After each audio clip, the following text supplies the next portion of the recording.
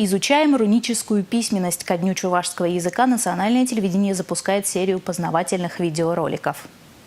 С виду просты, но удивительно многозначны и емки. Своеобразной графикой, сложившейся в форме рунического письма. В далеком прошлом, как и многие другие народы с древней культурой, пользовались и чуваши. В народе рунические письмена были распространены очень широко. Воспроизводились они на различных предметах, материалах и в различной технике. Каждый символ – тайна, раскрыв которую приближаешься к древним корням своего народа.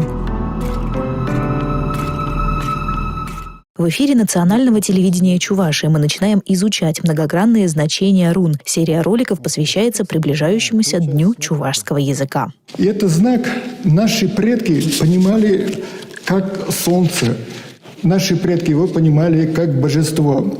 Поэтому у нас выражение есть, до сих пор сохранилось в народе, арсин мы говорим. Это у нас мужчина, да? Да.